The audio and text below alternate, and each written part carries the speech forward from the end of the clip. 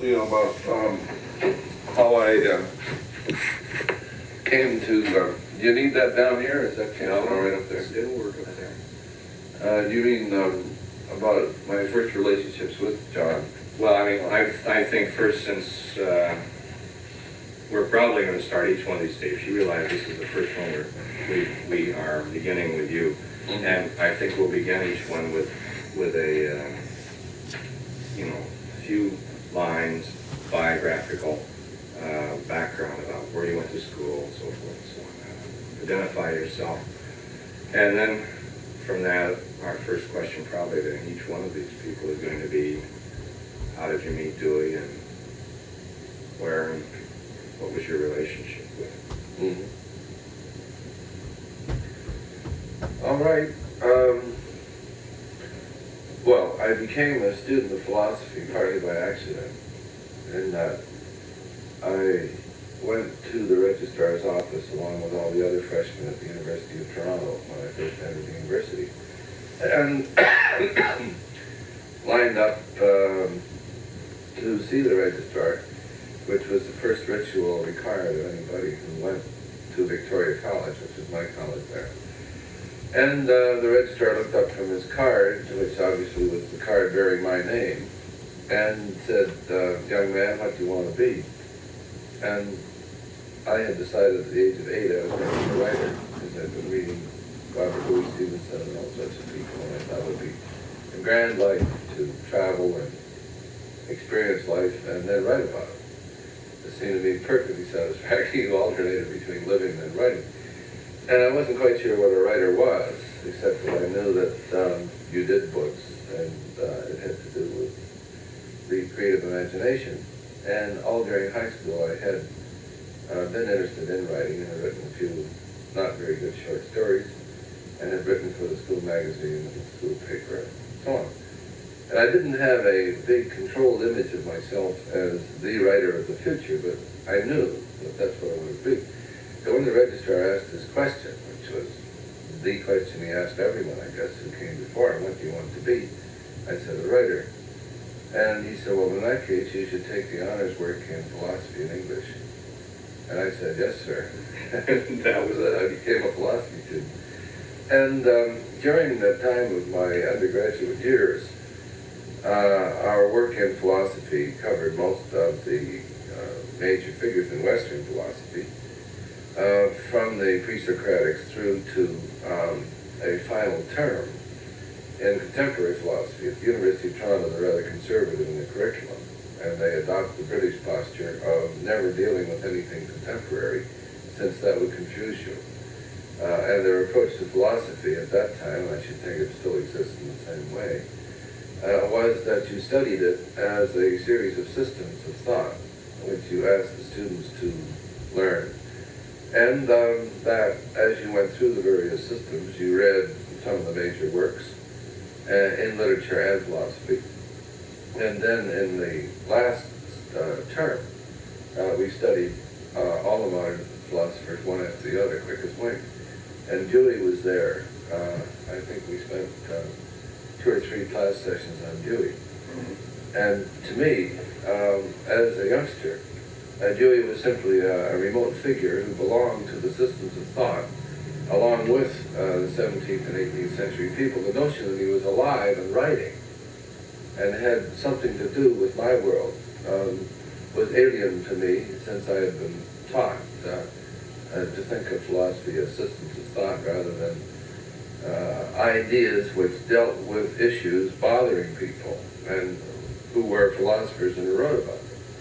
And it wasn't until I went to England and did a doctorate in philosophy with John McMurray and Susan Stebbing, who were my tutors there at the University of London, that I came to understand that philosophy had to do not only with the issues in contemporary society, but that in the Jamesian sense, that philosophy, the history of philosophy could be considered the history of human temperament, and that one was quite entitled to come to terms with the philosopher one was reading and challenge his assumptions and create one's own attitudes and philosophical concepts for oneself using the materials of other people. So I was in that state of partial understanding when I left London and went to the University of Wisconsin to teach. And there, Max Otto was chairman of the department, and the direct relationship which he had to Dewey's thinking was such that although he and I did not talk about John Dewey in the first year or two of our acquaintance, Max Otto's approach to philosophy itself dealt in Dewey's terms, and he was a close personal friend, is a close personal friend during this period that I'm speaking of. I suppose I should say he was a close personal friend for many years before I met Max Otto. And Was he a student of Dewey's?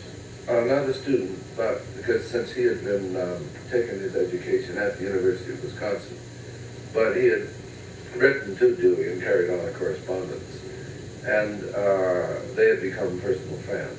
And Dewey, in fact, considered Max to be the greatest teacher of Dewey's own thought and his philosophy, whom he knew among the various persons who were interested in instrumentalism and pragmatism.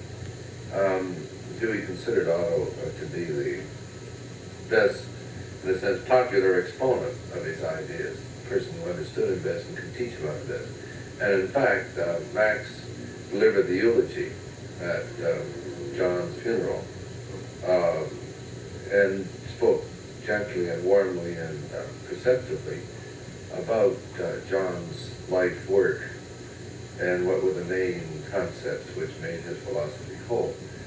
So that Max was teaching philosophy in the way Dewey thought.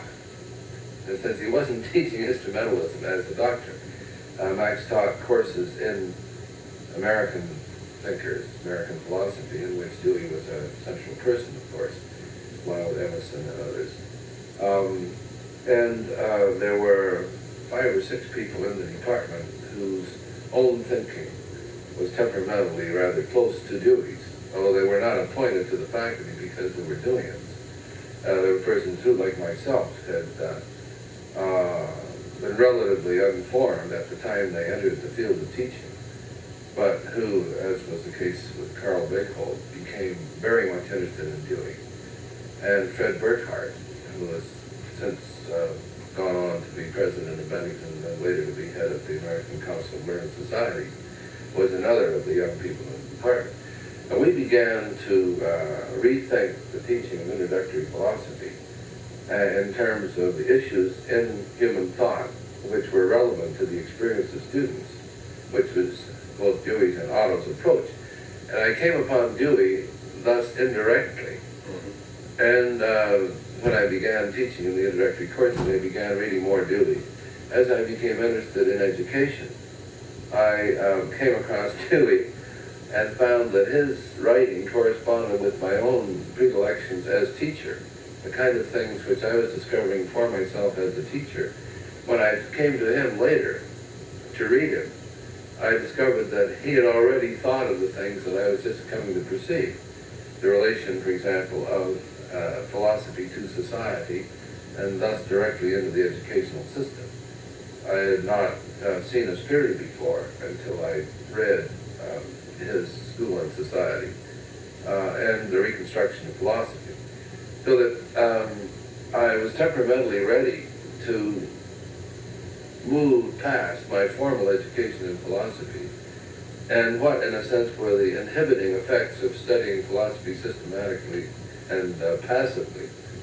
And this came to me through Max Otto's approach to teaching and to philosophy, which were Deweyan, but were not simply based on discipleship of Dewey, but again, a temperamental affinity for this way of thinking. And I discovered that this is where I lived intellectually too, and became fascinated by the problems of education in their relation to society and the arts. And by the time I got through out there, I was teaching a course which had been taught by Eliseo Vivas before, called Philosophy of the Arts, and which Dewey's theory of art I found, again, congenial to my own interests and concerns since I was a practicing musician. And was very much interested, I played in the symphony orchestra at the university, was very much interested in the approach to the analysis and conceptualizing of the arts, which I found in Art as Experience, which seemed to me to be the closest statement to a theory of art with which I could agree in terms of my own experience that I'd ever seen. I also was drawn toward the views of R.G. Collingwood, whose views are different from Dewey's, but not contradictory. And so, my introduction to Dewey was through the practical experience of a young instructor in philosophy dealing with some of the teaching problems with which Dewey had been concerned. By the root of that teaching and the reconstruction of my own philosophy under the influence as teacher of Max Otto, I came to conclusions rather close to Dewey's. During this period, then, 39 to 45 that you were at Wisconsin, did Dewey at any time visit the campus, or did you go to meetings where you would have heard him speak? No, I never met him. Although there was a quite dramatic confrontation with his ideas, in some sense, when there was a William James centennial celebration, which was held at Wisconsin, had been organized by Max Otto, and Dickinson Miller, who was a friend of William James, appeared on the campus. And again, at that point in my life, the confrontation with a person who seemed to me somehow plucked out of history, and suddenly to appear in the auditorium of the Wisconsin Union Theater, reading a paper about James, gave me the sense of the contemporaneous quality of philosophers, because here was a direct link with the James who I had classified as among the dead, and some of the ideas developed there. Again, awakened a new area of my own thinking in philosophy, and of course the relation of James to Dewey appealed to me, and I again moved in the direction of Dewey. And it wasn't until I left the University of Wisconsin to accept the presidency of Sarah Lawrence that I had a chance to meet Dewey. And what happened then was that Max Otter wrote to John and said Harold Taylor is coming out to be president of Sarah Lawrence. And he had mentioned me to John before as one of the young people in the department who was teaching and he thought was developing, and expressed whatever approval he expressed of what I was doing in the department. So that we had heard about each other as friends of Max Otto's. And at the time of my going to Sarah Lawrence as president, Max wrote to John and said that I would be looking him up for writing to him, and hopefully John could spend some time with me. And it was that simple, open invitation, which John then had replied, sure, whenever he comes, come and look me up. So with a certain amount of anxiety and reticence, I wrote to John and announced my arrival and said I hope that if he could sometime spare a moment, I'd love to, in a sense, to pay my respects. It was a privilege which, in terms of my formal education and my attitude to philosophers, I consider to be of much greater worth, perhaps, than others would who had become used to Dewey being alive and around, that either studied with him at Columbia or had been at meetings where he spoke, where he had spoken. For me, I was coming across a figure in history, and it was with that mood when I wrote to say, says to ask for an audience. His apartment was on Fifth Avenue, where he lived with Robbie and the two adopted children. As you know, he, having raised one family, he adopted two Belgian children who were refugees. And it reminds me, I've sort of lost track of them. I suppose they must be in college or out of it by now. And went down to the apartment and just sat and talked. Robbie Dewey invited me into the living room, and John walked in out of his study, and we spent some time, the three of us, for a while. And then John and I settled down for about an hour and a half and talked. From that point on, we became quite personal friends. And I think that at that point in his life, having lived through three careers, he was then, I suppose, about 84 or 85. The arithmetic will have to be checked. Yes. His philosophical colleagues of the great group of Woodbridge, and of course Russell was still alive at the time, and Santiago was living in Rome. But his contemporaries, in terms of size and importance in philosophy, had all died. His immediate friends he'd outlived, and the middle group of people who could be called Deweyians or instrumentalists had either disappeared from his life or one way or another were not closely attached to him. And at that point, the fact that I was young, I was just 30 then, and was president of a college which, while not designed to reflect a Deweyan conception of education, represented in its going form most of the ideas which Dewey had developed in education. That is to say, at Cyril Lawrence, the progressive spirit of the progressive program was a direct operational model of most of the things Dewey had been working on all his life. And since we had an open choice for the students in terms of the courses they would take with no requirements, no grading system, no examinations, terribly few lectures, and a no faculty rank and a radical democracy in the way the college ran, both from the student side, who were self-governing under granted powers from the board, and the faculty were also self-governing, with the president as a kind of chairman of the whole, rather than a separate administrative officer. This appealed to John as an educational program which represented the sort of thing he'd always had in mind. I think the combination had just turned up in his life at the time when it was rather empty of personal relationships of the sort which used to crowd his life. And we had so much to talk about in terms of education and philosophy, and he had so much to give me that I became, in a sense, a continuing student and a combination of nephew and son. And it's a continuing regret to me that the preoccupations of the presidency prevented my seeing him more and corresponding with him when I couldn't see him. But during the period from 1939 and 40 through until his death, I had the sort of conversation with him that I had that first day.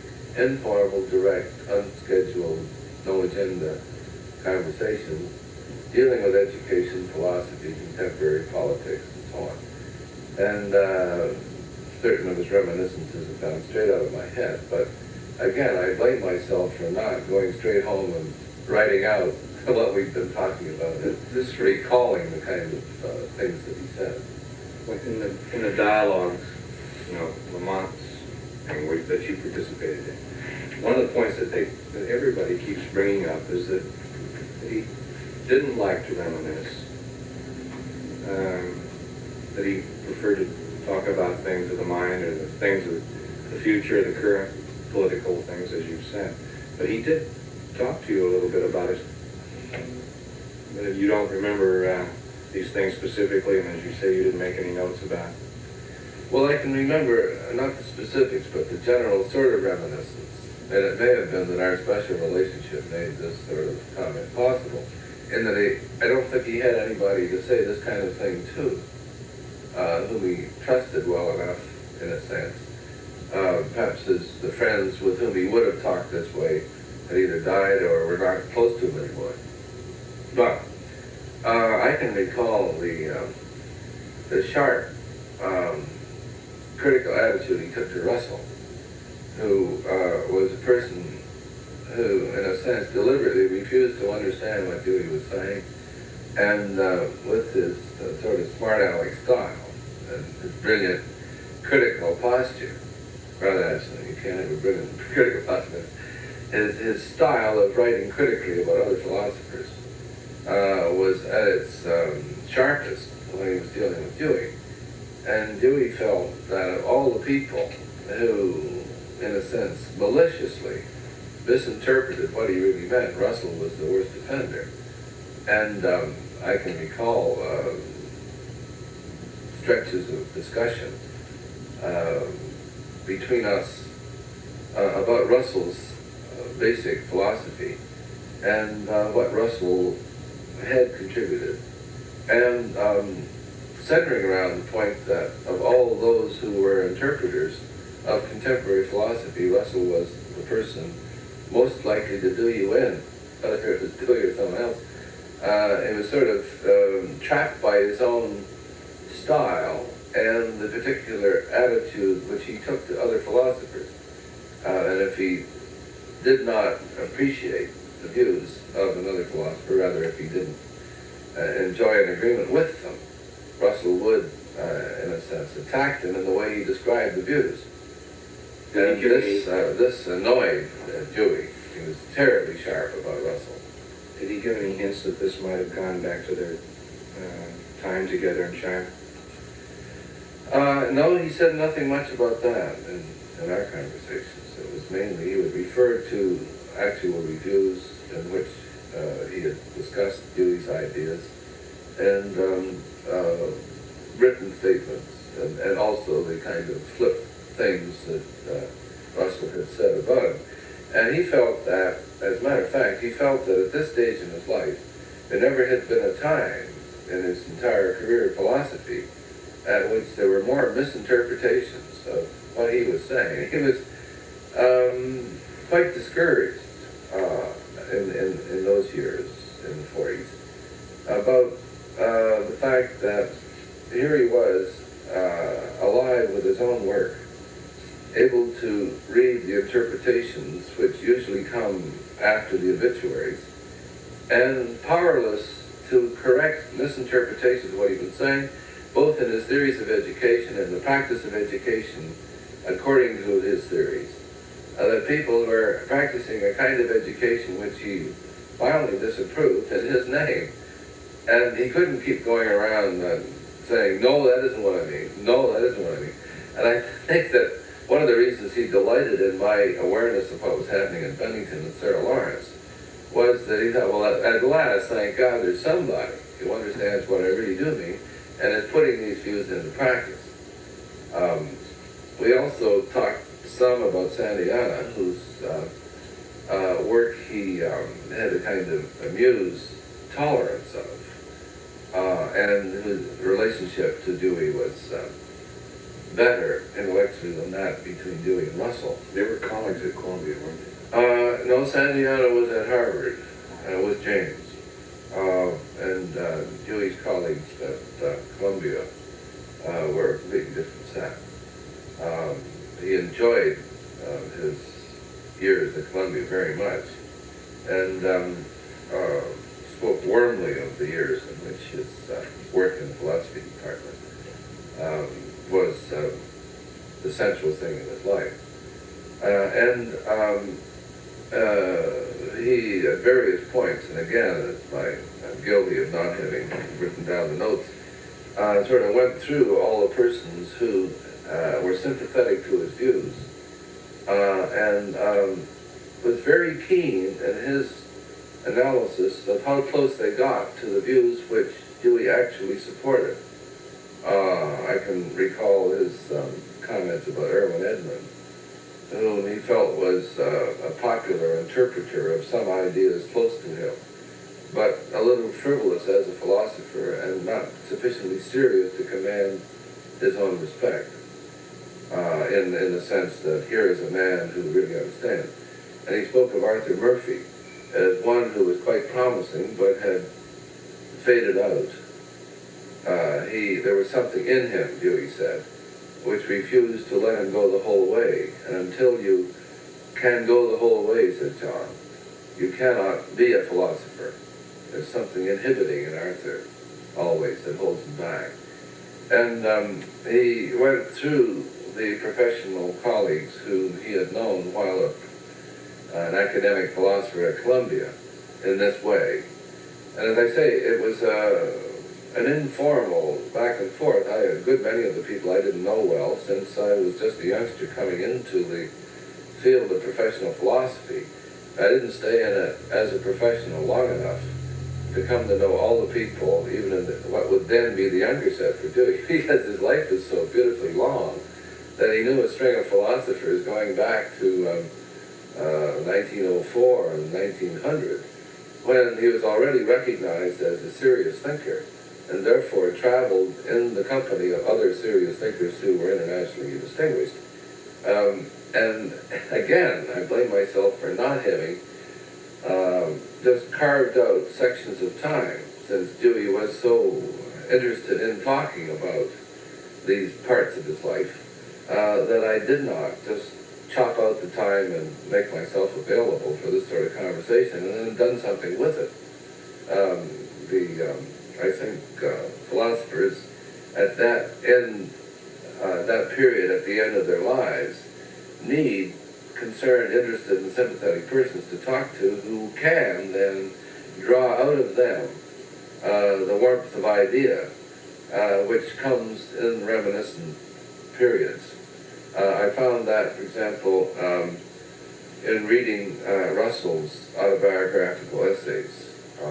The title of the book escapes me, but it was a series of things, some of which he did on the BBC, about philosophers and persons he had known.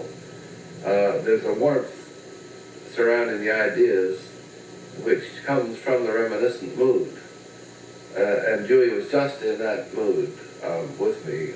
In the early 40s when you were talking. Yes, and then the late 40s too.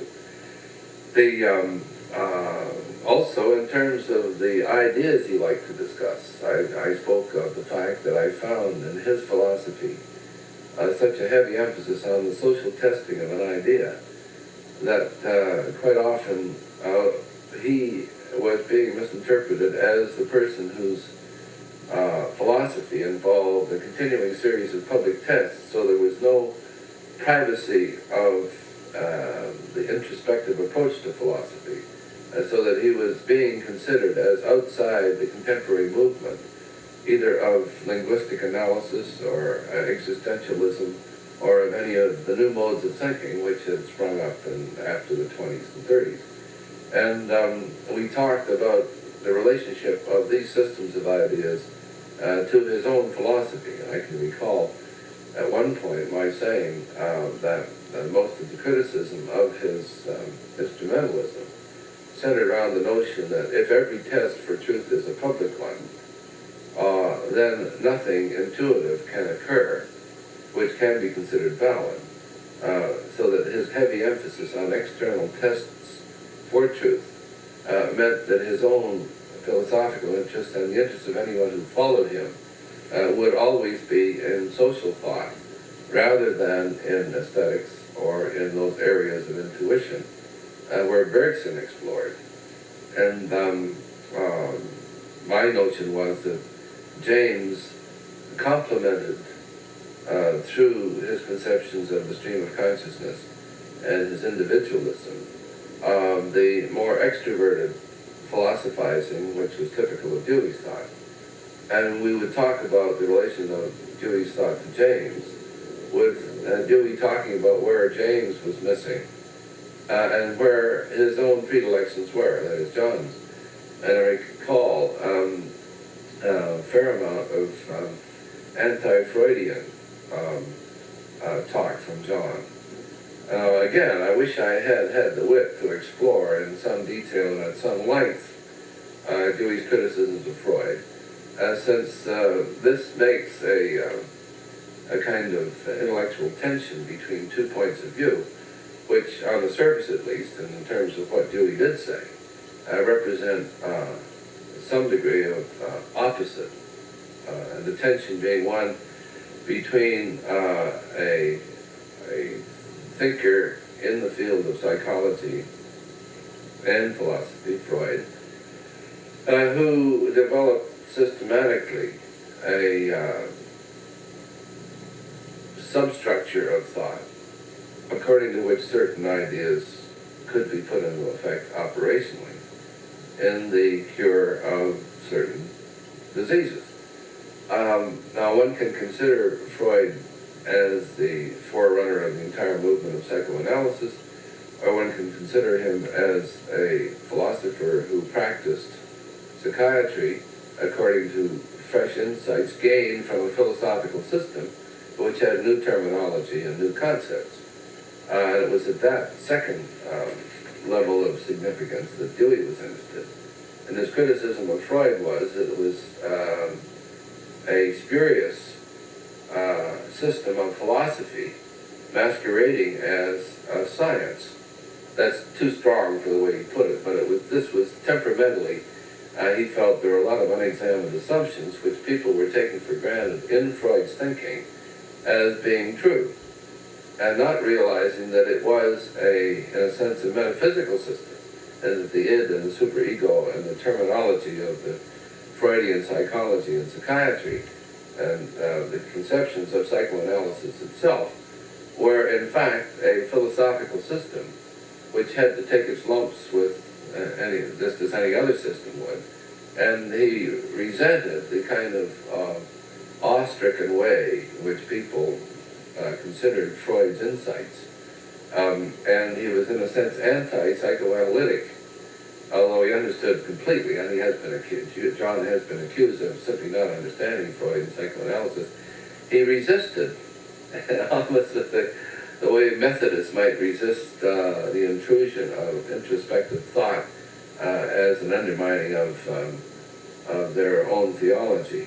There was a kind of resistance on John's part to the acceptance of psychoanalytic explanations of human motivation as sources of ideas. Excuse me. These two ever meet. I remember in Eastman's book on Great Companions, apparently Freud was a little antagonistic towards Dewey too, from the way Eastman writes it. Now, I never have followed that thread of relationship. I just don't know what the relationship was, and I don't recall now Dewey ever talking about any confrontations or discussions he and Freud had, but I should think they must have met. That would be a very useful thing to check, to run down. I'd love to see some interested philosopher take hold of the intellectual tension between the two sets of ideas. But in any case, in our conversations, I can recall vividly the polarization of two sets of ideas, in which I was sympathetic rather more with Freud than Dewey was. That Dewey's insistence that public tests of the validity of ideas must be primary, whereas Freud's notion allowed so many loose ends of non-testable theory that the theory itself could not be accepted, either as the basis for therapy or as the basis for new insights into literature and into philosophy. And I think what John was resisting was the notion that the primary and secondary and tertiary factors which go to make up every consideration of an idea and the explanations as to why the individual held a certain idea, which one could make then on Freudian grounds, that because, for example, to vulgarize it, because of conflict situations in one's relation to one's mother. Therefore, in later life, there would be certain philosophical conceptions which would be natural to one kind of person. So you could give secondary and tertiary explanations for the primary thought and systematic discussion of philosophical concepts. In a sense, you're undermining the possibility of rational discourse on one level at a time. And it was this confusion between psychological motivation for holding ideas and the ideas as tested in action that bothered Dewey. And I would be interested in seeing somebody shrewd, intelligent, and sensitive to both systems of thought write about that, see what can happen. This certainly was a source of a great deal of discussion between John and myself. Something else that I got out of Eastman that I don't find anyplace else, but he gives the impression that Dewey had almost feminine-like characteristics and habits. He speaks, Eastman speaks of several people as having these in this one book that I'm thinking about, which he calls Great Companions. But I wonder, were you ever conscious of anything like this? Oh, no, not actually. He lived a particular kind of life, which was, I would judge, typical of the American academic, and was closer to the life of a European academic, I should think, than the lives of most Americans. And mind you, I came in to his life at a time when this particular way of living, which I saw, might not have been typical. As they say, lived so beautifully long that almost he could have lived 4 or 5 different styles. But when I knew him, he had the continuing concern to stay in his study and write letters and read, and his interest in ideas was, if anything, more intense than ever. So that as far as his personal characteristics, he was one of the sweetest and gentlest and most generous men I think I've ever met. There's a saintly quality about him, which was flavored by a wit and a caustic reference to persons whose views and whose attitudes and ideas he didn't especially like. So that his saintliness was not a saccharine. It was an openness of spirit and a concern for others, which was just instinctive and beautiful to see. For example, he would take the time to write 2- and 3-page letters to graduate students who would write to him asking him a question.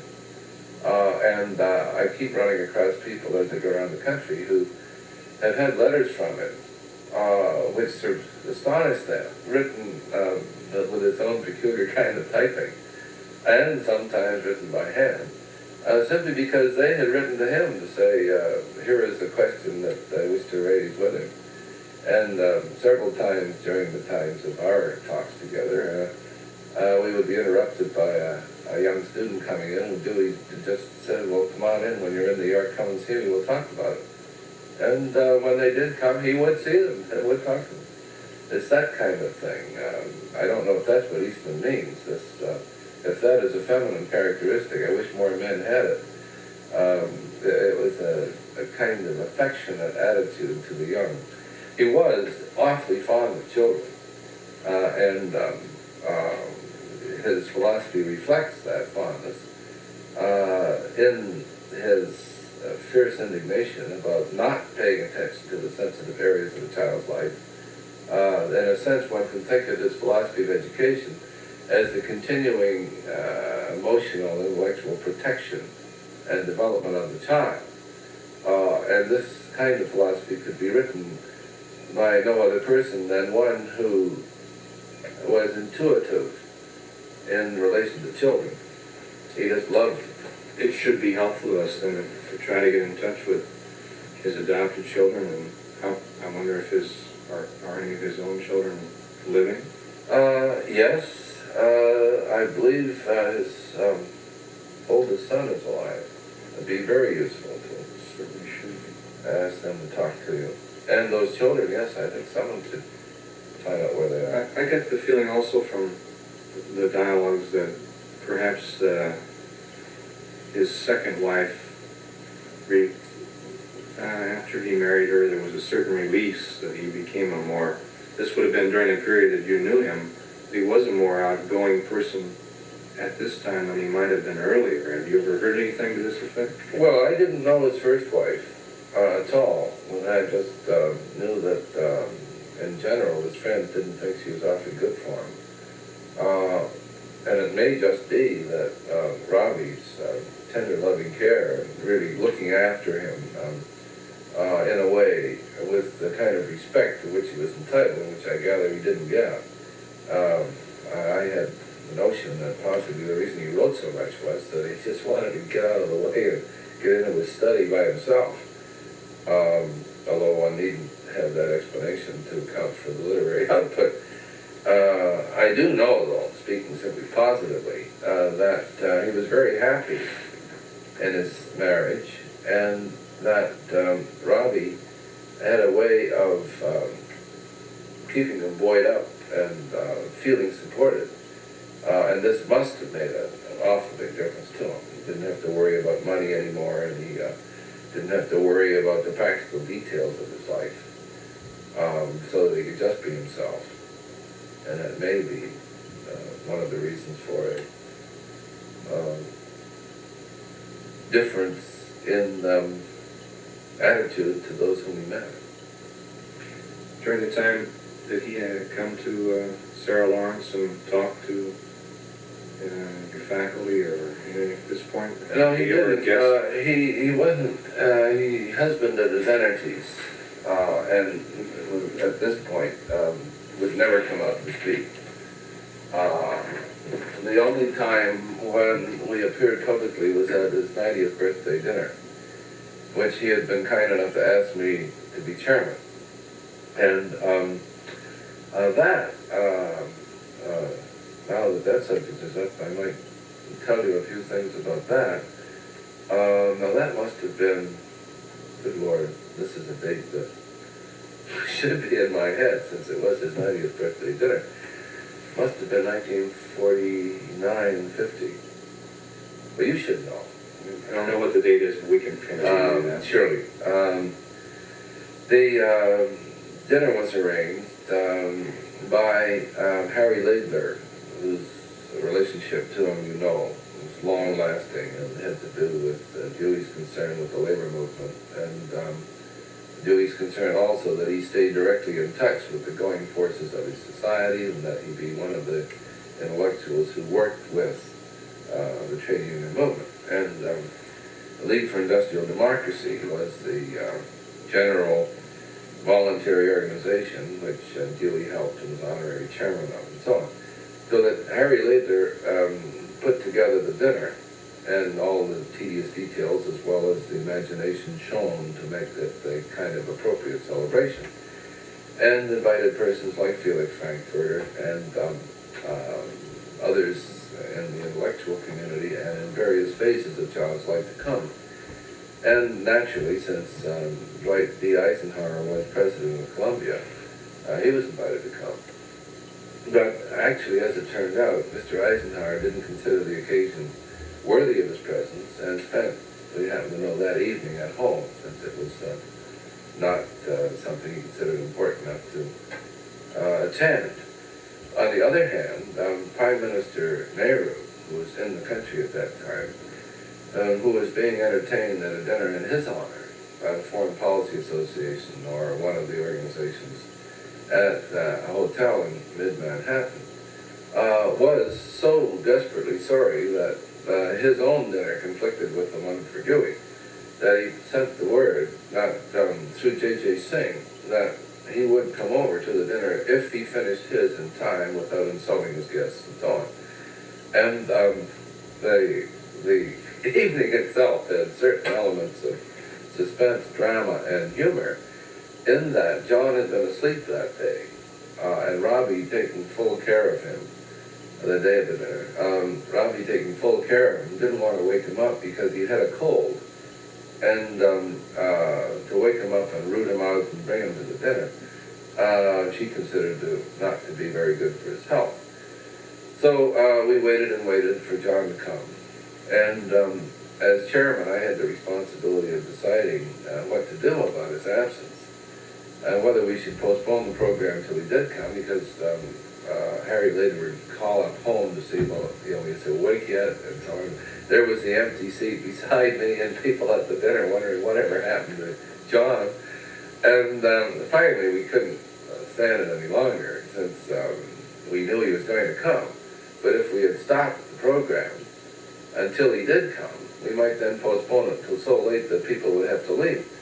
So I stood up and announced the fact that we were going to start the dinner and the speeches and the rest as soon as we reasonably could.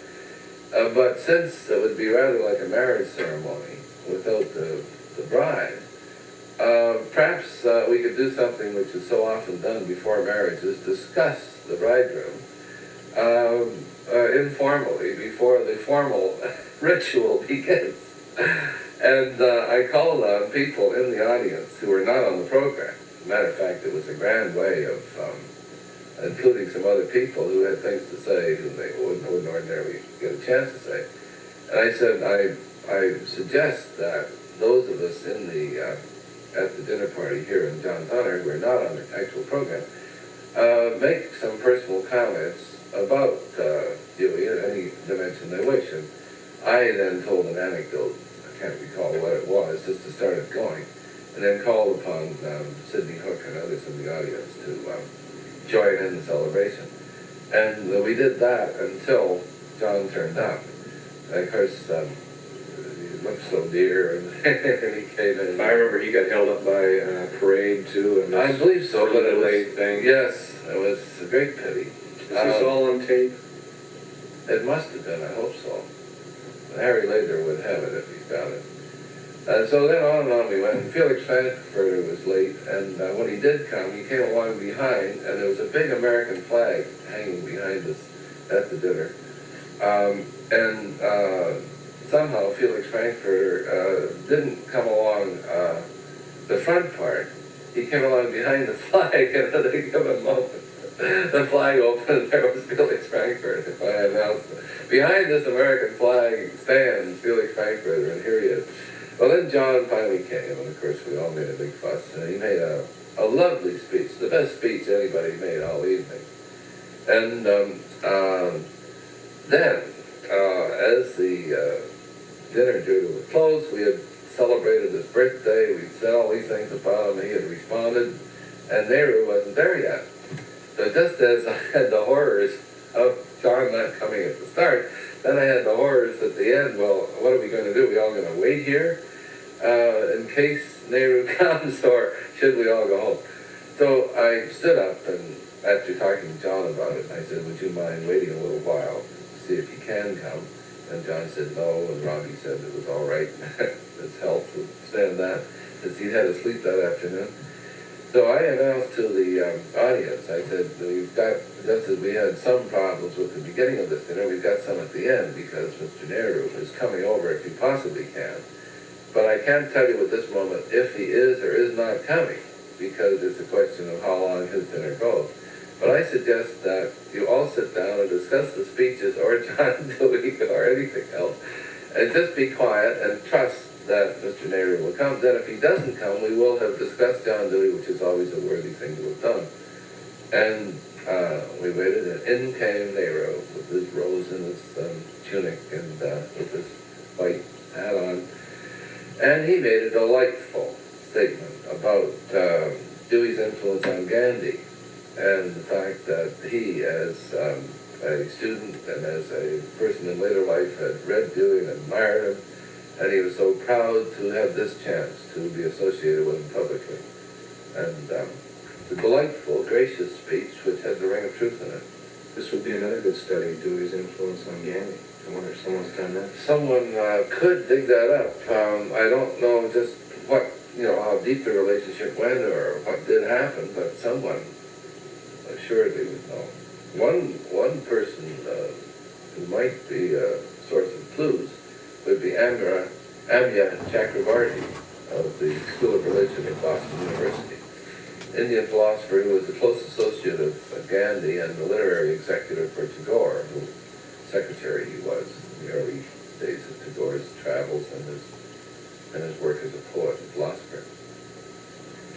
Well, I seem to have talked about that dinner, and that's one of the things which was of interest to me, and what he was doing in those years. Is there anything else? Well, you mentioned something, of course this is hard to pin down, but you mentioned his influence on you before you met him, and then a different type of influence on you, personal relationship. Oh, yes. Well, we might talk about that. If we could just pause for a moment now, before we take off in this next section. Okay, you want to listen? Yeah.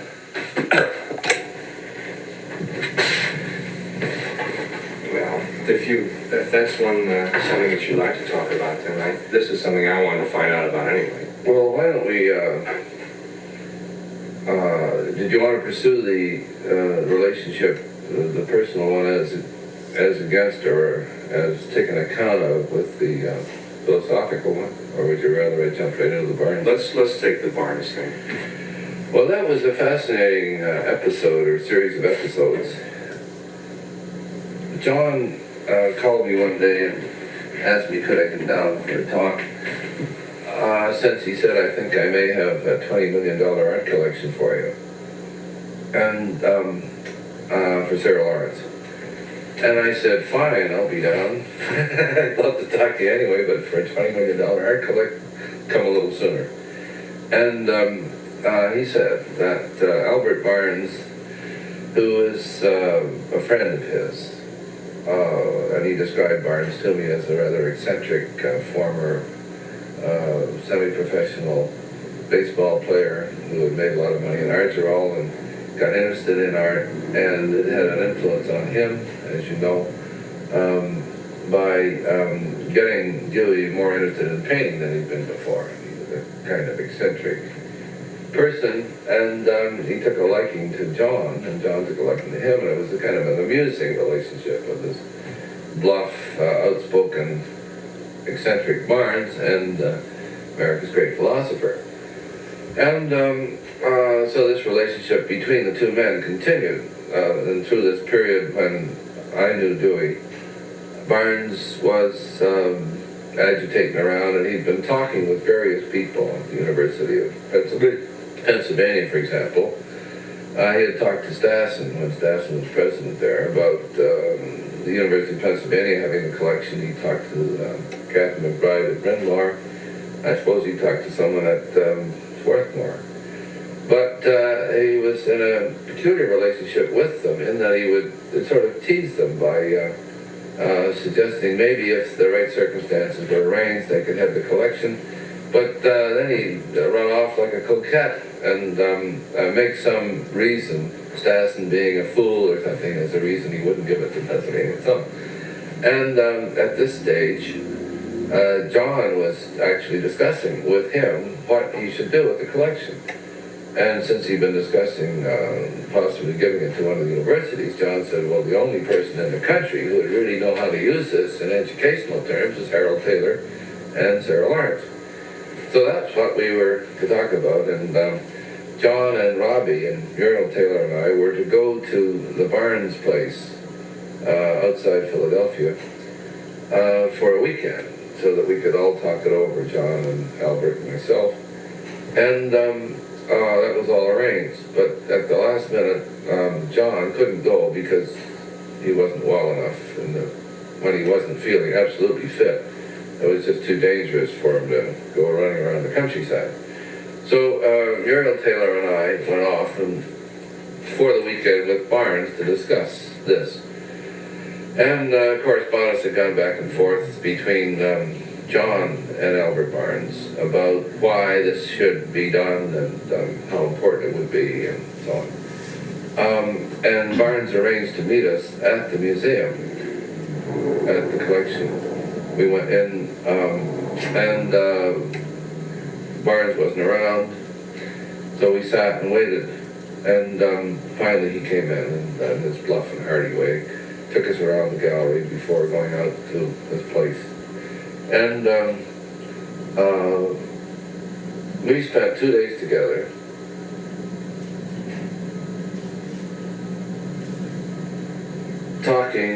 about philosophy, about himself mainly. He was an enormous, inflated ego. He's incapable of conducting a conversation for longer than 3 minutes without bringing it back to himself. You say it's a nice day. By the time you got through, you'd think he made it. You know. But I was a patient guest and coped with them as best I could. Then we got talking about the specifics, what arrangements could be made, since Sarah Lawrence was in Bronxville and the collection was in Philadelphia. And I said that I didn't think we'd care to move the whole college just to be down by the collection. Though it was a possibility if we put enough money into it. I suppose you could move the whole college. But I felt the atmosphere of Philadelphia would be inhibiting for the free spirit of Sarah Lawrence, and that it would be much preferable if we made some kind of arrangement so that weekly trips or the student body would have direct access to the collection. This would be a central part of the education of the students in the arts, and we would limit it at the beginning to those who were specifically interested in the arts, and then hopefully in the future we would gather together all sorts of college students for whom the collection would serve as an education in modern art. And this was what Dewey knew, that my ideas of education would be consonant with Barnes, and that we would really use the collection in the way it should be used. Well, immediately Barnes got into discussion. Well, then, of course, you would only be able to have a certain limited number of Sarah Lawrence students use it. I said, well, eventually, but nothing in the arrangement. If you're going to turn the collection over to me in the college, we're going to have to use it in educational terms, in consonance with your ideas of how it should be used, but with more students being educated than just the sprinkling from Sarah Lawrence. It has to be, I wouldn't want to be the trustee of such an important collection and not be able to use it fully. Well, that's when it started getting sticky. Well, he didn't think then that would be altogether wise to have it open, because this was a particular neurotic thing he had about people not seeing it. And, well, by the time we got through the weekend, he said, well, of course, the first condition is that you'll have to come down here every Tuesday for the day and attend my seminar in the collection. Did he give a seminar on modern art? Is that? Yes, and using his particular, he had a course which was all laid out according to his educational theories, and I won't bore you with the details, but there was a particular way he used the collection. And I was to go through this, otherwise I wouldn't understand how to educate people in the arts. And I said, well, Albert Barnes, I cannot come down here every Tuesday to go through this thing. I said, I understand your theory, and I know enough about contemporary painting to understand how it would work. But I don't think that needs to be a precondition of your assignment of the collection to me. Since I'm not about to become your disciple, it was very clear that's what he was going to teach me what to do with his collection. And I would spend the next 5 years, obviously, of my life just fussing, being his student in a sense. I mean, he was half out of his mind. And while John could handle him, because he had such a deep respect for John, a person like myself, it was very clear that I wouldn't be able to cope with him in any better terms than Catherine McBride could, which is what he should have done. He could have given it to the University of Pennsylvania or Swarthmore or Bryn Mawr, somewhere nearby. So we ended up, and he said, well, of course, if you're not even interested enough in the collection to come and study it. I said, that's not the point. I will come and study it, but I'm not going to be put into a framework of your manufacture. I said, I'm just not built like that. If I'm going to understand this collection, I will commit myself to understanding it, but in my own terms. And that had to be very clear, because his attitude to everybody was, within 5 minutes of meeting them, they were fools, stupid, so on and so on. Well, he couldn't say that about me, because Dewey had denied it by saying this is the only man in the United States who can handle this collection educationally. And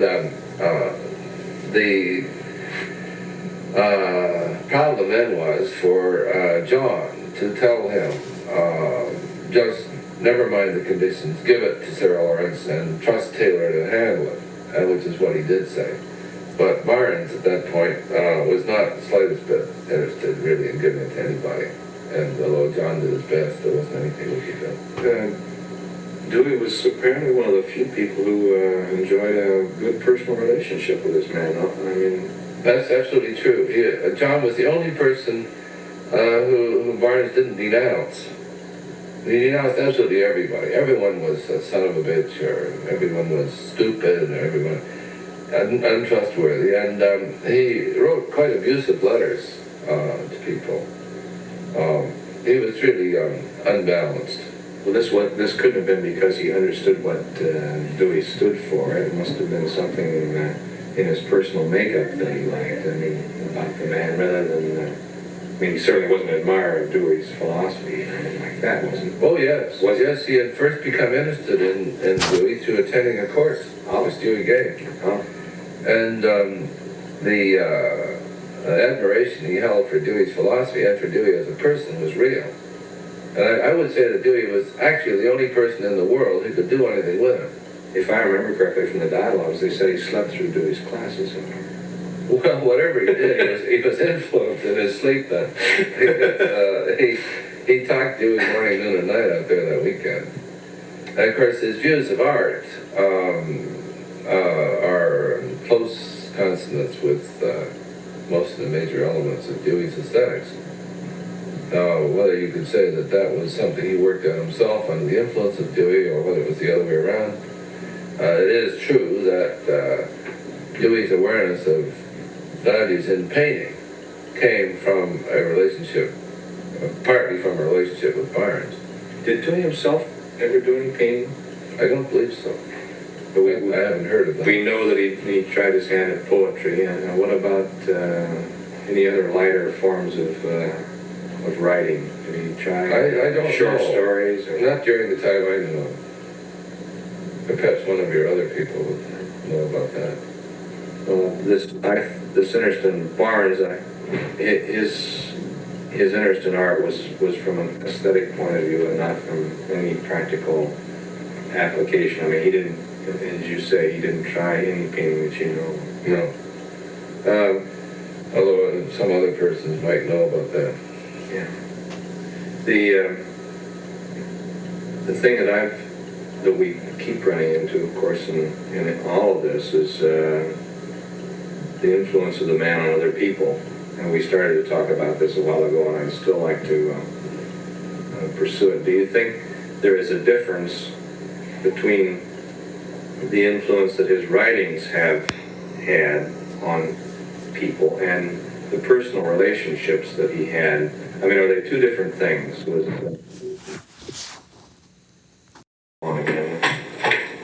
Well, I think that if one reads Dewey,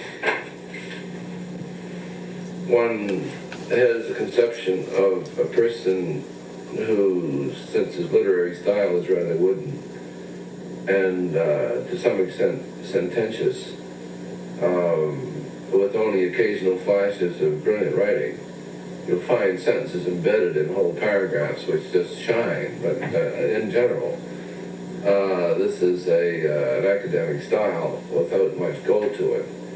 And so in my case, I wasn't ready for the simplicity and affectionate way in which Dewey dealt with me.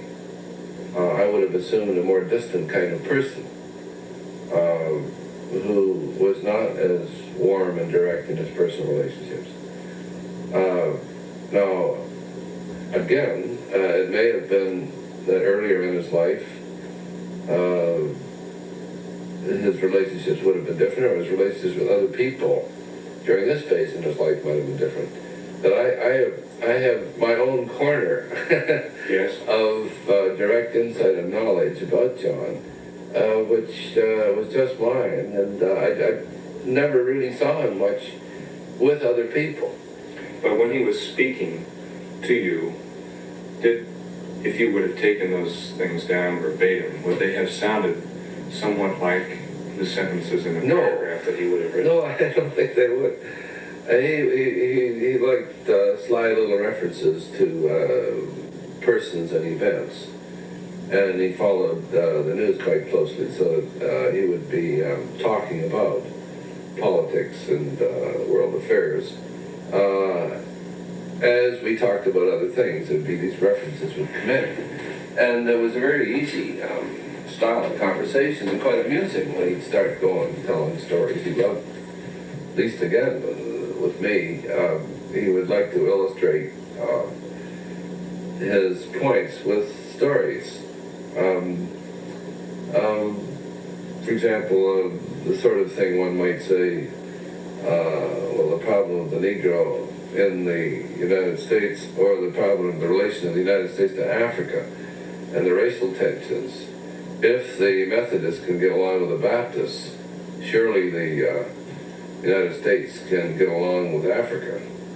I mean, it would, he said something like that. It was never penetrating or brilliant wit of the sort one might get with a brilliant conversationalist. And I should think that Whitehead's recorded conversations, that is to say, recorded in print, which we have examples of, were at a level of wit and literary style, which Dewey never reached. But it was this plain Vermont farmer kind of thing. I mean, the stereotype of that rugged face, which has in some characteristics a similarity to Frost's face. There are some similarities between the two men in terms of the habitat and the tough country character and the simplicity of the farmer boy who doesn't pretend to be anything but what he is. Now in Frost it became to some extent an act. I had the privilege of knowing Robert Frost in his later years too. And although he was sincere and a direct, simple, honest friend who could talk to you straight, when he was in company, he was being Robert Frost, and so that his face became part of the total act of being Frost. And I think he may have read his poems, or said his poems, as he used to say, a few too many times to audiences, so that he began in personal conversations and discussions saying things that you might hear him say in his comments surrounding his lectures and poetry readings. But in the case of Dewey, the character of simplicity, of grace, of generosity of heart and of mind was quite direct. And his conversation, as I say, with me, and I never heard much of it with other people, was of that kind of directness and simplicity. And I wasn't ready for the directness of his discussion in philosophy without the use of an academic vocabulary, which I found in our personal conversations in discussing philosophical points. I wasn't prepared for that in terms of what I'd read of him. Though I speak about him as a lecturer as being very hesitant, but he was not this when he, in personal conversations. Well, as I say, I don't know about other people's conversations. Well, with you. But with me, no. He would pause and there'd be a momentary silence, which I saw no reason to interrupt. But the flow was there. In this discussion of Freud, for example. I remember another time we talked about what was a radical philosophy.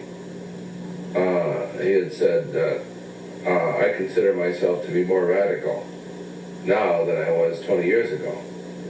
And I said, well, what do you mean, John? What is a radical then? What preconceptions do you wish to sweep away, since the radical means we're going to fundamentals and we want to change the roots of things, pull up the roots. What are you doing now that you didn't do 20 years ago? And he said, well, I'm more radical in my separation from the psychologists. My views in epistemology are more radical than they were. I think I was right at the start, and I'm more right now. Well, so that he wouldn't shift to a philosophical vocabulary. For example, I don't recall his using the word epistemology when he could just talk about my theory of knowing or how I think it works, he would say, rather than... He didn't lecture you, in other words. No, no. Did you ever hear him give a lecture? No, I never did. Never did. And I heard him speak twice in public. Once was at his dinner, and the other time was at a meeting, I think it was the League for Industrial Democracy, where we were associated with the same program. And that once that I did hear him, he was in full cry, no hesitancy, and it was, as I say, in my judgment, the best speech made in the whole dinner.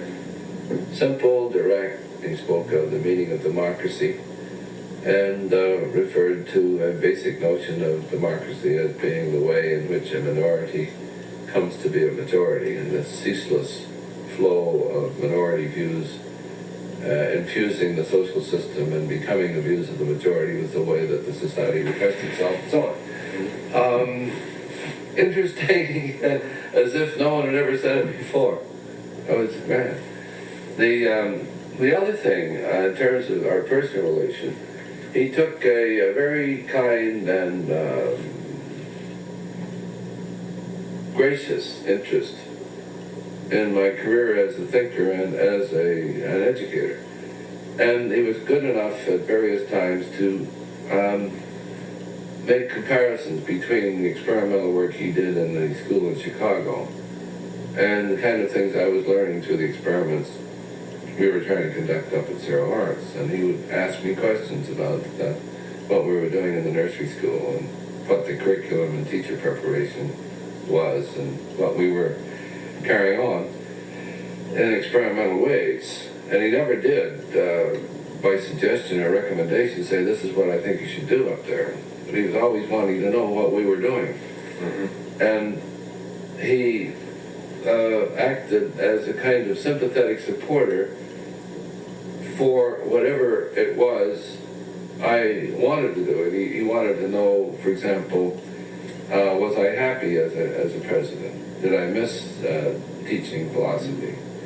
And he would ask these questions as a friend, an older friend, about the younger one, and would give me kind of fatherly warnings about being president. And he said that, one conversation, he said, I think you will know the time to leave the presidency because you will have learned all you could learn, and you will have given them all that you can give them. And for goodness sake, don't stay too long, because what you're learning is crucial to your own development as a philosopher and educator, because you're learning the operational side of ideas. And there's no other way you can learn that except by being in an experimental school. And it was the parallels he was drawing with us. He said, I learned what I meant to do in education through the experimental school, and this has been a lasting influence on everything I've thought since. He said, the fact that I was always a teacher, I've always thought of myself just as a teacher of philosophy. The fact that I was always a teacher kept me close to the problems of education. Then he said, you must always think of yourself as a teacher, because obviously this is where your gifts are. But after a while, you've got to stop being a president. Otherwise, you'll not ever be a teacher. And you will not be a philosopher, because you'll be too busy with the administration. Well, as it turned out, now, in terms of his influence on me, that one insight meant that I could look at myself differently. Partly because a man whom I dearly loved and respected above all other persons I had known as an intellectual, believed in me, gave me a kind of, it gave me a sense of mission, which, not in a self-righteous sense, it gave me a feeling of confidence and support from him, which freed me from a lot of the possible anxieties which other people might have. And the fact that he believed in what I was doing and had this kind of advice to give me about what I might do, meant that from that day to this, I felt that the laying on of the hands was an honest wish on his part that I go on in this direction and try to do some of the things in the second half of the century to which he had devoted his life in the first half. And he spoke in these half-century terms to me about things that needed doing. And it wasn't in relation to the furtherance of his own ideas in education, because as we discussed education, it was clear from the start that these were ideas which I had come upon, which confirmed ones that he had already discovered and been working on, and that our relationship as two intellectuals was one in which I was not a disciple as much as an admirer and a person who had come to believe systematically in the set of ideas which he developed through his own experience. And he recognized this difference because he never did want disciples. He wanted people who understood these ideas and could work with them. And it was that delightful relationship which he established with me, and which could not have been of my own making, which sustained me in many times when